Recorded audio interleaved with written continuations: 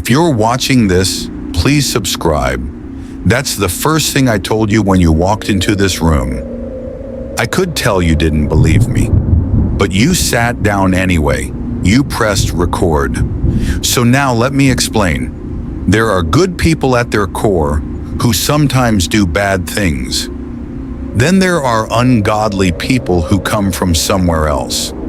I know because I was chosen to carry out their wicked desires. That was the first thing Elias Thornwell said to Detective Marcus Ellery, seated across from him in a cold room deep within Beaumaris Castle on December 31st, 1999. No lawyer, no hesitation, just those words and silence.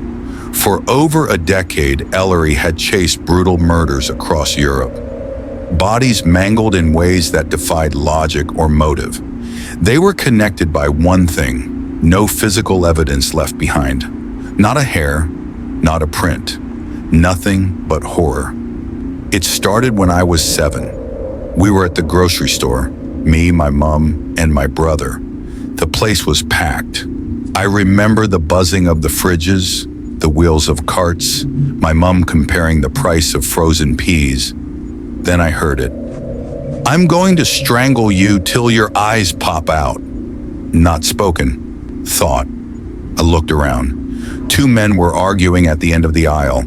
One of them was smiling, but I heard him, clear as day. I remember glancing at my mom, at my brother. Nothing. They just kept moving. That was when I knew it kept happening. Not every day, but enough. At first it was whispers, jealousy, frustration, little bites of anger. But as I got older, it grew darker. The thoughts became violent, and I could hear them so clearly, not like ideas, like voices in my skull. For 10 years, I didn't say a word. I tried to ignore it. I told myself everyone had intrusive thoughts. But these weren't mine. They were strangers, co-workers, classmates.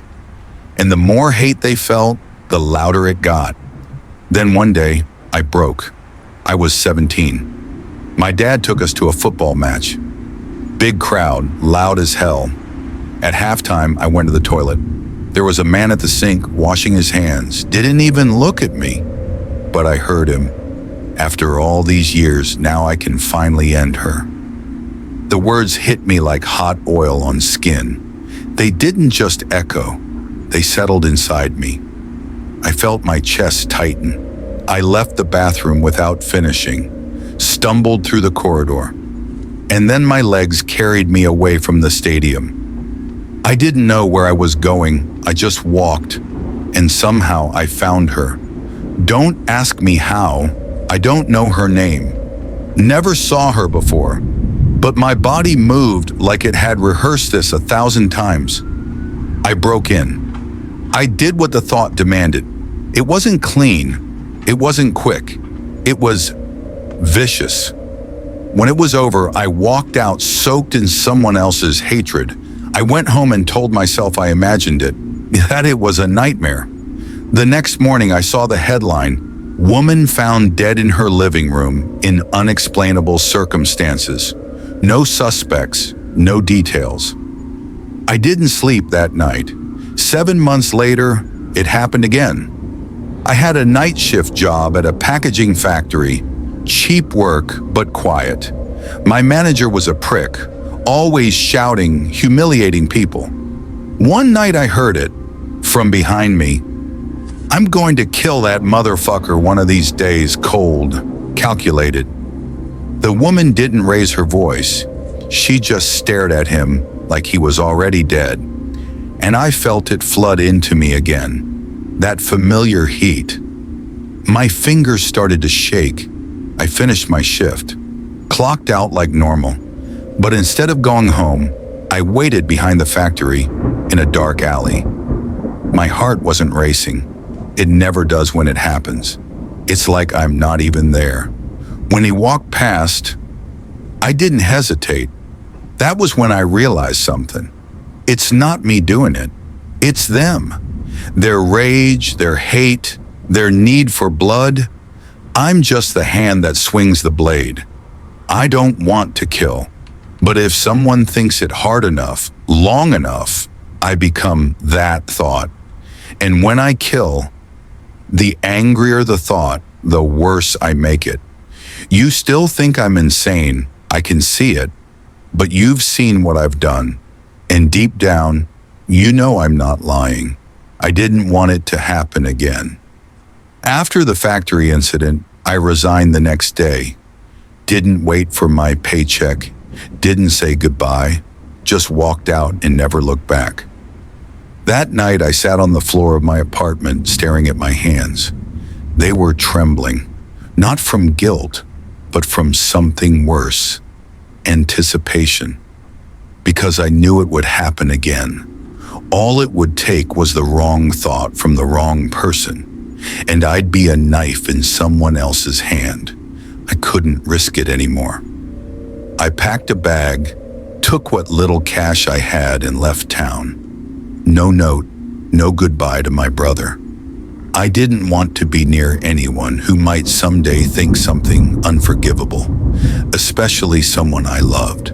I drifted for a while, sleeping in hostels, working odd jobs, warehouses, dishwashing, street sweeping, anything that kept me invisible. I thought maybe if I stayed away from crowds, away from stress, the voices would fade. But thoughts aren't bound by distance. You don't need to scream them, just feel them, and they come through. Eventually, I found myself in a small fishing village off the coast of northern Italy. Quiet place, old people, stone roads, the sea. It was peaceful. I convinced myself maybe this time would be different. I got a job cleaning fish behind a wooden shack, guts and bones. My hands always smelled like salt and blood. It felt right, like maybe I belonged there. But peace never lasts with me. It happened on the third day. I was slicing open a trout when the thought hit me.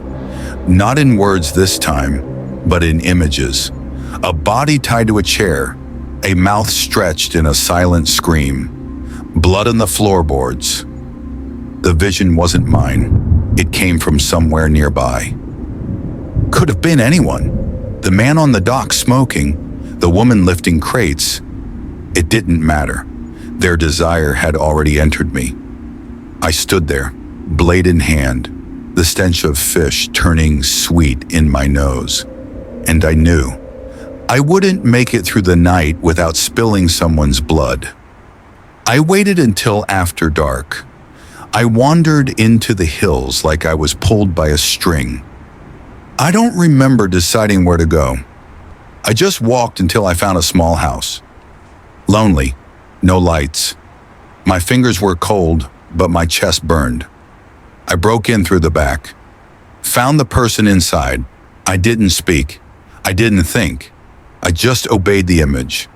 When it was over, I stood in silence for a while. Then I left through the trees and never returned to that village again. You asked me how many I've killed. I don't know, I never counted. I don't carry souvenirs. I don't remember names. Just moments, faces and flashes, screams that don't come from mouths.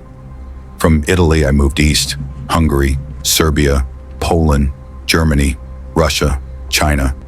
Each country, the same cycle. I arrive, I isolate, I work. Then someone, somewhere, thinks something horrific, and I carry it out. Not because I want to. God, I've begged it to stop. I've screamed into pillows until my throat bled. But it doesn't care. If their thoughts have weight, if their hate has shape, I become it. The worst part? It's not always anger. Sometimes it's heartbreak, betrayal, fear, a mother thinking of what she'd do if her child was hurt, a teenager imagining revenge, a husband catching a glimpse of his wife's phone and thinking, I'll kill her if she's cheating. They don't mean it, but I do. Eventually, I stopped fighting it. I just ran, place to place, body to body, thought to thought. until I ran out of roads and I came back, not to my family, not to my old life, but to that abandoned house on the edge of town where my brother and I used to play as kids. The only place where I thought I could finally disappear. Turns out I was wrong. You know what I figured out? It's not the killing that haunts me. It's the hours before. That moment when I hear it, when their thoughts settle into my skull like wet rot, when I feel my hands start to sweat, when I look at someone and wonder, was it you? I started calling them seeds, these thoughts, because once they take root, they grow, fast, violent. I can't pull them out. I can't burn them. I just have to wait until the fruit rots in someone else's blood. That's what my life became, a gardener of nightmares. I kept moving. Each city wore a different face, but underneath, the same rot, the same angry minds. I worked in a textile plant in Hungary, third shift. One night a guy didn't clock out. I don't remember who thought what.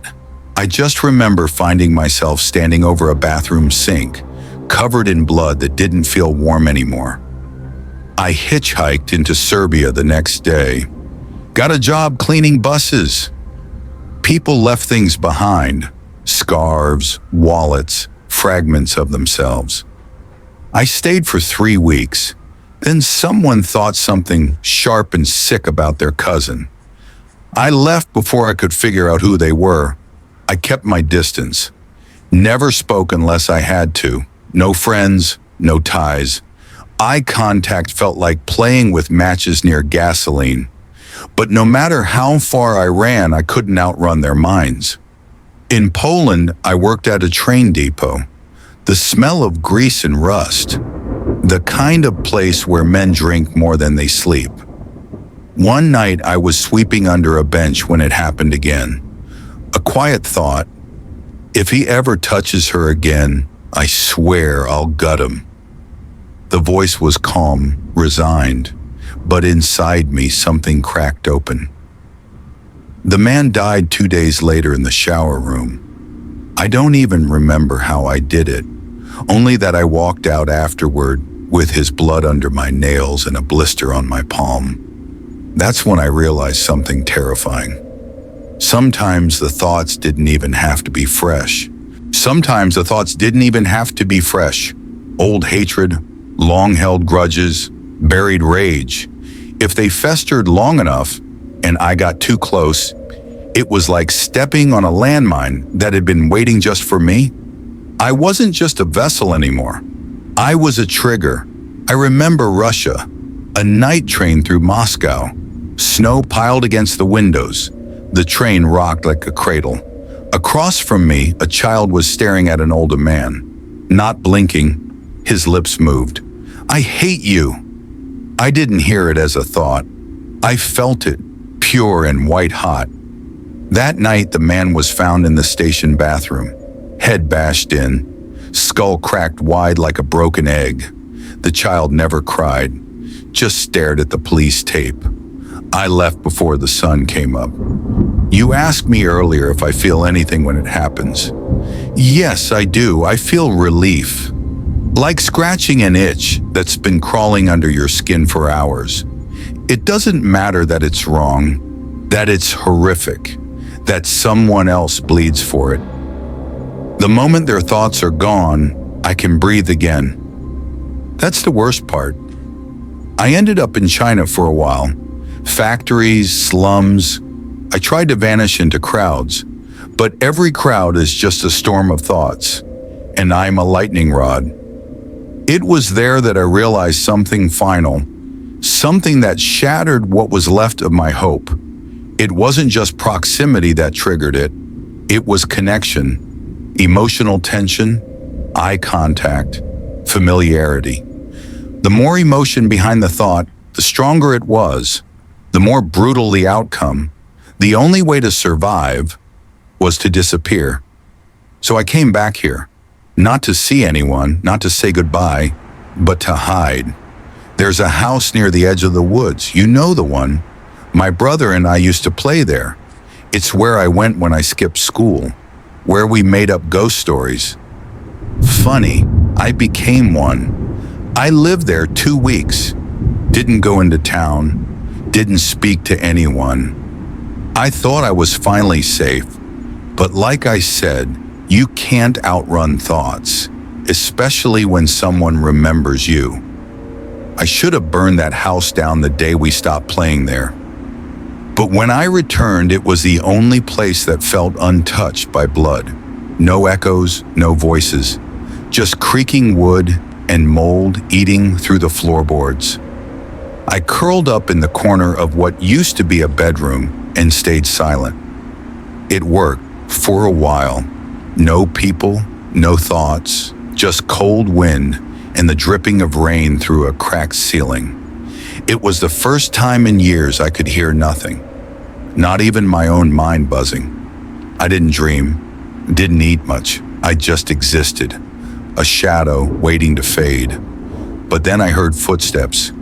At first I thought it was a memory, a childhood echo of running feet and laughter. But it was real, steady, careful, measured like someone who didn't want to spook whatever they were hunting. That was when I knew it was over.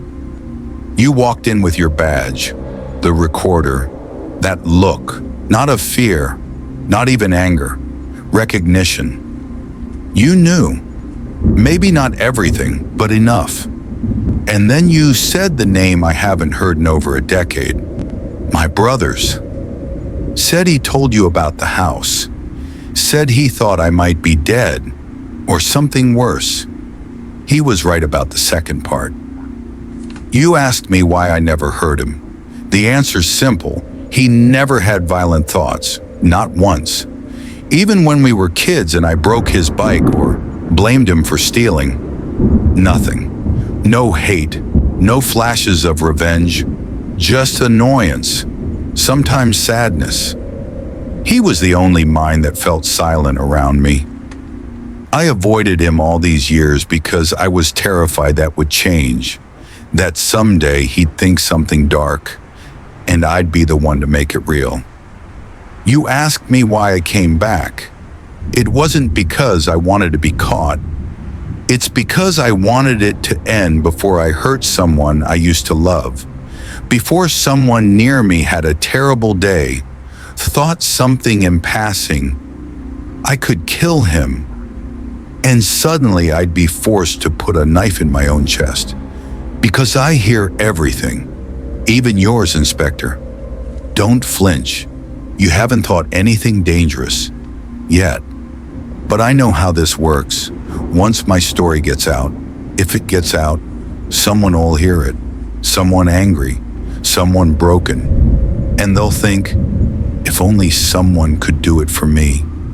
And maybe they'll want me to, even behind bars, even sedated. It won't stop. You'll be watching the news and hear about a man found in a field in Belgium, a woman drowned in a parking garage in Berlin. No signs of forced entry, no suspects. That'll be me. Because this thing, whatever it is, doesn't live in me. It moves through me. It's them. You. I'm not asking for pity or forgiveness. I'm just telling the truth. Because I know you don't believe in monsters. Not really. You believe in people who do terrible things. But what happens when people just think terrible things? What happens when that's all it takes? I'm tired, Inspector. I don't sleep anymore. I don't eat. I barely breathe. Sometimes I wonder if this was the point all along. If I was made just to carry out the thoughts no one dares speak aloud. Maybe that's why I was born. Not cursed, chosen. You'll try to bury me now, lock me away, test me, drug me, but it won't work because I don't need to be near them anymore. Their minds find me wherever I am, and when they do, I listen. For more scary horror stories, please subscribe.